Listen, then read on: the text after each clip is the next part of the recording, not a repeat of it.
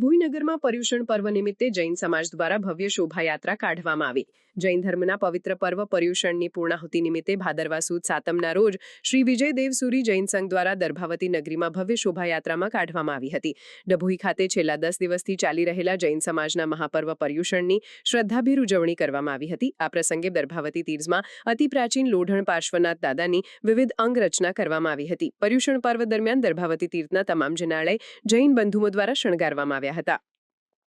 જૈન સમાજના તપસ્વીઓ દ્વારા પર્યુષણ પર્વ નિમિત્તે ઉગ્ર તપસ્યા કરવામાં આવી હતી, જેની પૂર્ણાહુતિ નિમિત્તે વર્ષોની પરંપરા મુજબ ભાદરવા સુદ સાતમના રોજ ડભોઈ નગરમાં ભવ્ય શોભાયાત્રા કાઢવામાં આવી હતી। જૈન વાગામાંથી નીકળેલ વિશાળ શોભાયાત્રામાં વિજય દેવસુરી જૈન સંઘના પ્રમુખ ચંદ્રકાંતભાઈ ઘડિયાળી સાથે ઉપપ્રમુખ પિંકેશભાઈ ઘડિયાળી તથા રાજુભાઈ શાહ અને વિશાલભાઈ શાહ સહિત હોદ્દેદારો અને સમાજના અગ્રણીઓ જોડાયા હતા। ડભોઈ નગરના મુખ્ય રાજમાર્ગો પર શોભાયાત્રા ફરી હતી। ઘોડાગાડી, ઢોલી, શરણાઈ, બેન્ડવાજા સાથે ભવ્ય શોભાયાત્રાએ ડભોઈ નગરના માર્ગો પર ભારે આકર્ષણ જમાવ્યું હતું। આ શોભાયાત્રા નિમિત્તે ડભોઈના ધારાસભ્ય શૈલેષભાઈ મહેતા, ડભોઈ નગરપાલિકા પ્રમુખ વિશાલ શાહ, અમિતભાઈ સોલંકી, સોનલબેન સોલંકી ટાવર ચોક ખાતે ખાસ ઉપસ્થિત રહ્યા હતા અને શોભાયાત્રાનું સ્વાગત કરી જૈન સમાજના આગેવાનોને પર્યુષણ પર્વની શુભેચ્છા આપી હતી। આ સાથે જ આ શોભાયાત્રામાં જૈન સમાજના મહારાજ, તપસ્વીઓ તેમજ ભાવિક ભક્તો મોટી સંખ્યામાં જોડાયા હતા।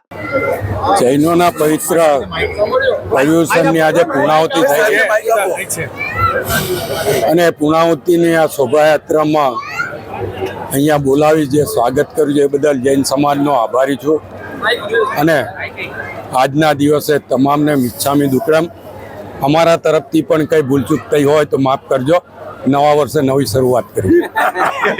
પર્યુષણ પર્વની ઉજવણી નિમિત્તે આજે સાતમની જે શોભાયાત્રા નીકળી છે એ ખૂબ ધૂમધામથી અત્યારે ટાવરના ચોગાનમાં આવી ગઈ છે, જેમાં અમારા ધારાસભ્ય શ્રી શૈલેષભાઈ મહેતા અમારા આમંત્રણને માન આપીને એમની ટીમ સાથે પધાર્યા છે, તે બદલ હું સર્વે વતી એમનો ખૂબ ખૂબ આભાર માનું છું અને આ શોભાયાત્રા અમારી સારી રીતે પૂર્ણ થાય એવી ભગવાનને પ્રાર્થના કરું છું।